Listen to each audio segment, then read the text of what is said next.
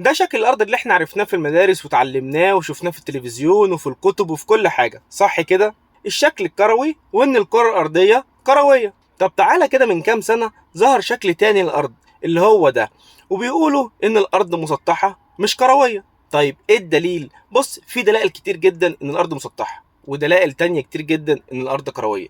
بس من فتره كده زي ما قلت لك، واليومين دول بالذات، في كلام كتير جدا ان الارض مسطحه، وان في عوالم تانية موجوده بعدينا، وان سور الجليد اللي هو في القطب الجنوبي والقطب الشمالي ده نهايه الارض بتاعتنا احنا او العالم بتاعنا احنا، وان في 7 اراضي تانية موجوده. فالفيديو ده مش هيحتمل ان احنا نقول كل الدلائل.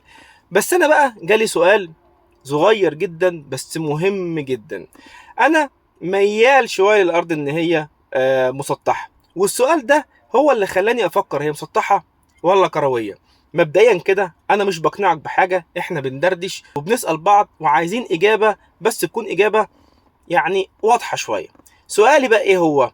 احنا كمسلمين بنصلي اتجاه الكعبه، اتجاه القبله، صح كده؟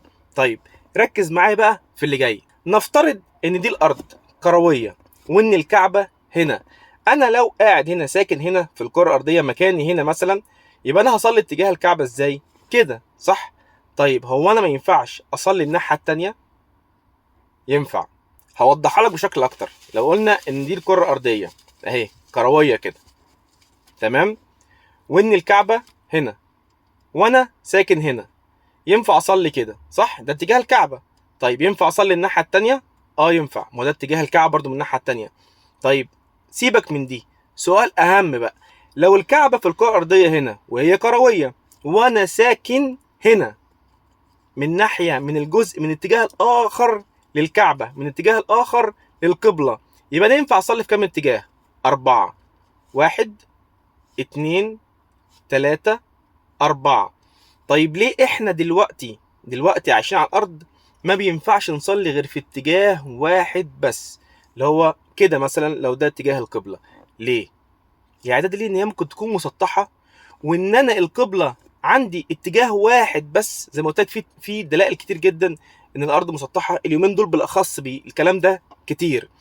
بس انا كمسلم بقى السؤال ده جه في دماغي كده، احنا ليه اتجاهنا للقبلة واحد، مع ان ممكن تكون الكعبة هنا وانا ساكن هنا؟ يعني ينفع اصلي في 4 اتجاهات. ركز معايا، وقبل ما تجاوب افهم انا سؤالي وفكر فيه. طيب انا لو هنا بقى يبقى 1 2، لو هنا 1 2، بس انا لو تحت 4. سؤال مهم جدا، انا بصراحة دورت عليه ما لقيتلوش اجابة غير ان الارض مسطحة. فلو حضرتك عندك اجابه تاني، انا مش بقنعك ولا بثبت لك اي حاجه، ده كل كلام بيتقال والاثباتات كلها مكتوبه وموجوده وكل حاجه، زي برضو كان في اثباتات ان الارض كرويه وكل القصه دي. بس ده سؤال مهم جدا، بجد سؤال مهم جدا. لو عندك حاجه اجابه ممكن تكتبه لي ونتناقش فيه. وما تنساش اشتراك في القناه عشان اللي جاي كله هيبقى مثير وهيبقى جديد وهيفتح الدماغ شويه. حاجات ليها علاقه برضو بالدين، احنا اتعلمنا حاجات معينه علاقتها بالدين حلوه جدا. طيب الارض مسطحه كرويه، ايه الاثباتات؟ كل ده في الفتره الجايه. ما تنساش بقى دعم الاشتراك في القناه واللايك والشير والكومنت، ما تنسوش عشان ندردش ونشوف ايه اللي جاي. جزاكم الله خيرا واشوفكم على خير، والسلام عليكم.